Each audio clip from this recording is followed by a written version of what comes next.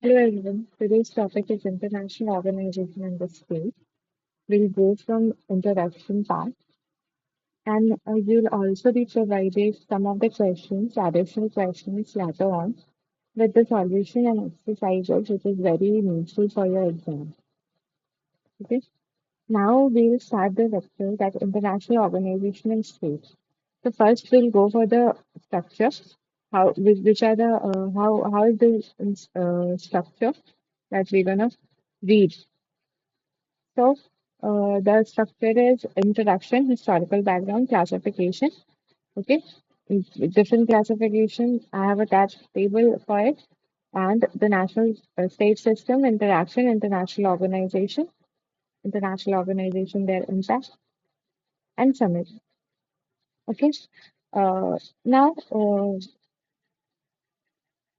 talking about the introduction, that is international organization, is basically a process of organizing and growing the complexity of relations. International organizations are the functions of institution which represents the phase of that processes. And they are the expression of the contributors to the process of international organization as well as significant factors in the contemporary world affairs. Today, the world contains numerous of international organizations, as we know. However, the that the state still continues to be the prime political unit through which the aspiration of the people of particular territory are realized. But there are some growing desire to understand the people of other countries, how to cooperate with them. Okay, so all these things that goes on. If we talk about the technological developments, which have been the important factor to bring people together in this era of globalization. As a result, no state, however powerful, can act in isolation. The relation of the people and the governments all over the world are likely to be affected even by the action of the smallest and weakest of the countries nowadays. So, hence, the statements have devised institutions through which very effective international cooperation, which can be ensured. And these institutions are being involved through the long and continuous process, which is still on, it's going on by forming different kinds of organization. Third, international organization is the process. We can say it is a process. It is a process by which the established and developed formal continuing institutional structure for the conduct of certain aspects of their relations with each other, and it represents the reaction of extreme decentralization of traditional system of international relations, which are constantly increasing, day by day. They are increasing day by day. The interdependence between the two states. Okay, the states are uh, like imparting complexity over each other. To extend this organized or unorganized world, it may be regarded as the manifestation of organizing processes on the on the international level. To extend its institutionalizes itself in an attempt to adapt its mechanism to requirement of the interdependence. It may be regarded as the manifestation of developing institutional structure as an important factor in the world affair too. The relationship the relationship of these organizations with states and the impact they have on state powers is the nature determined by various different factors. So this is the part of introduction. Now we'll come to the historical background.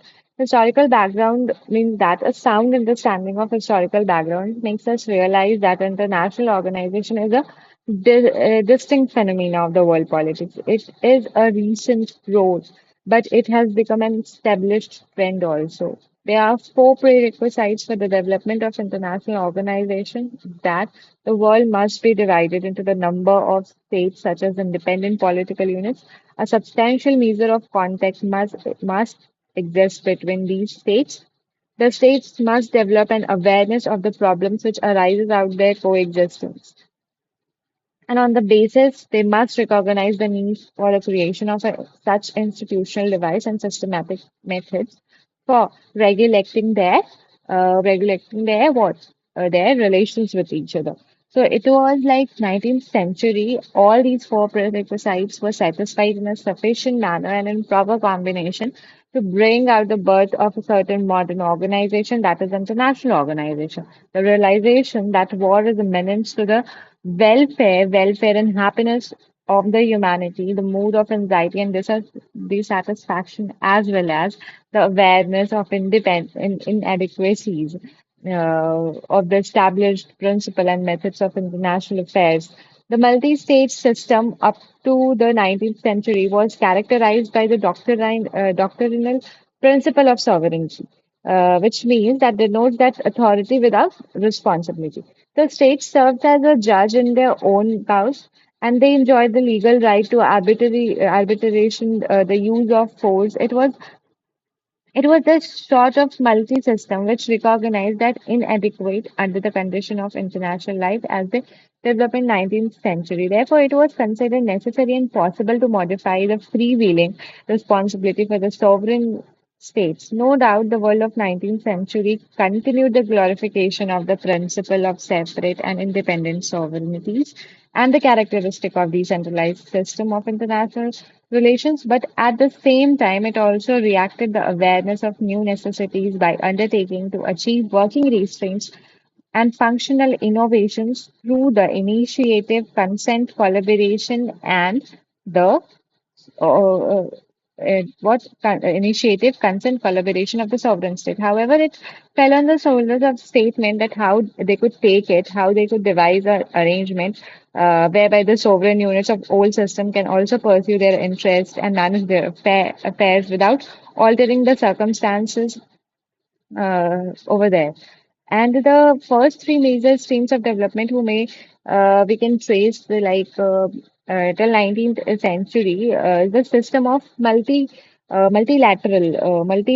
and high level political conference. The Congress of Vienna in 1815, I think, 1815 Congress of Vienna, which initiated a series of conference. However, four major conference from 1815 to 22 in 22 revealed that fact was Europe was not ready for institutionalization and management. Nevertheless, the techniques of diplomacy has also been changing from like bilateral to multilateral, and the leaders of the major states constitute themselves as a concert of Europe, which may met sporadically, means not regularly, but sometimes, like some 30 times in a course of century to deal with the pressurizing political issues. And diplomacy by the conference became established by the fact of 19th century, and these all things were going on. Now, this phase of the development of international organization, which included various matters like related to the emergence of wholly new group professionals like specialists, technical experts, international civil servants, private group interests, humanitarian organization, government officials, and ministers outside the Foreign Office. They were the participants in the business of international affair and which was had uh, yet not been virtually monopoly of diplomats, foreign ministers, and other statesmen accustomed to wearing the particular cover of sovereignty. Now we'll come see that what are those international organizations we can have them. Like here's the list. Like United Nation Organization headquarters is New York, USA, UNICEF, UNITAD. You can say WHO, ILO, WTO, IMF, UNESCO, IAEA, OPEC, IMO. All these with the list of headquarters as given. Right. So if you listen my lecture like as an audio book also, you'll get to realize and know about lot more things that I depict. Now it's time for there's one of the prominent international organization is the UN, which was established on 24th of October 1945 after Second World War, and headquarters Manhattan, New York City. Type is it is IGO's intergovernmental organization. This intergovernmental organization will come under the classification based on governments and state treaties.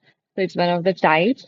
And language here known as you can see the I have mentioned here, and members working purpose and aim we can say. Now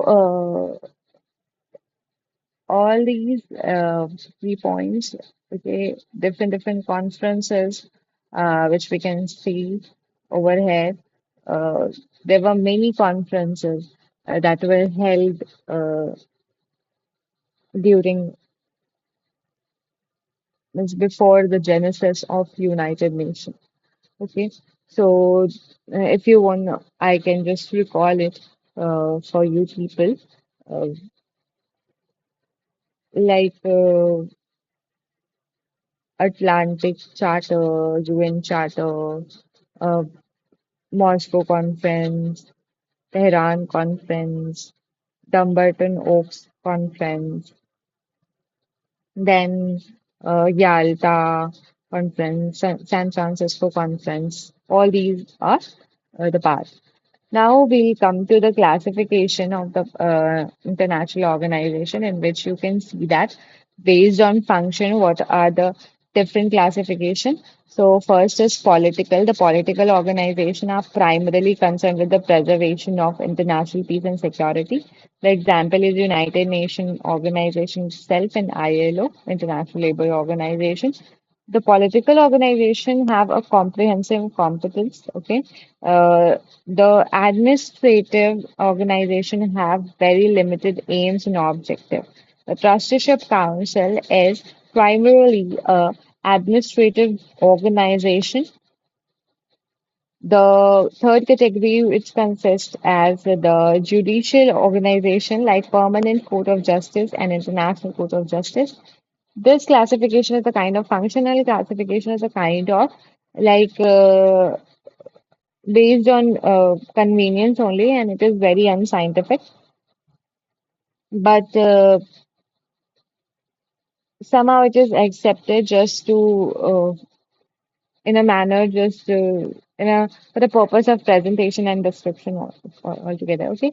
Now, classification based on field of operation. There are two, like regional organization and global organization. Global organization like UN may have a global organization like UN may have within it many regional bodies such as Regional Commission of Economic Social Council, Economic Commission for in Asia, for Far East, for Europe, Latin America. The regional organization normally covers a narrow region and have very limited powers. In the formation of regional organization, the geographical consideration need not necessarily really guide their formation. Usually, the regional organization are formed by the states with common political objective rather than the states with the common geographical areas. The example of regional organization are NATO, Warsaw Treaty Organization, etc. Now, talking about the classification, which is based on treaties, the third criteria following the classification of international organization based on treaties between states, treaties between governments, whereas the organization based on treaty between states embrace the totality of states institutions like legislature, executive, and judicial organs. The organization, based on the intergovernmental treaty, is concerned with the administrative wing alone. And these examples of interstate organization are Food Agriculture Organization, FAO, WHO. These example of international organization created by intergovernmental treaties, including IMF. Usually, intergovernmental treaties create institutions which are non-permanent in character, like United Nations Rehabilitation Administration. Okay. Now, the classification based on membership is that bilateral, regional, and universal. For example of bilateral organization, the International Joint Commission for US and Canada, Anglo-Egyptian Condominium for Sudan. Example for regional organization is OAS. The Universal Organization example is League of Nations and UNO. Okay. From the point of view of the activities, the international organization further divides into general and functional. So, United Nation, okay, uh, uh, United Nation Organization and Organization for American States (OAS) are the example of general organization, and the International Cotton Advisory Rubber Stamp Group, Central Commission for Navigation of Rhine 1804, International Telegraph Union, General Postal Union are the example of functional organization. Some another functional organization are ILO, FAO, UNESCO, WHO, IBAG. IBRD, IFC, IMC, ICAO, UPO, WMO.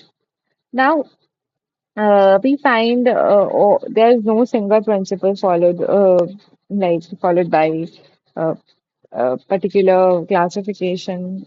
They are different in category depending on what nature they impart, their area of operation, the areas of operation and manner of their creation. So, if we talk about then the topic is uh, the national state system and the interaction with IO. So, the international organization has its historical backgrounds level that is neither self-contained nor self-sufficient. It contains interaction with the national state system as well as the international system. And because of the intermediary position of two systems, it adapts to developments which occurs at both the level, national state system also and IOS also. In some, we can say that the potency of international organization is in the context of national state system depends first upon the extent it strapped the arbitrary war-making power of sovereign states, second on its ability to impress the national governments with international obligations, which will control under their jurisdictions. Okay. However, the modern international organization differs from the past three major aspects that its foundation is still treaty or interstate contract, but now its emphasis is totally being changed.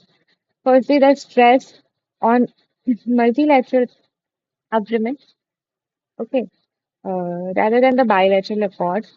Second, the treaties under the modern international organization attempt to harmonize the continuity and self-perfection of the basic documents with the modification of terms. Third, more characteristically, modern international organization is institutionalized by the periodic councils of the permanent secretaries.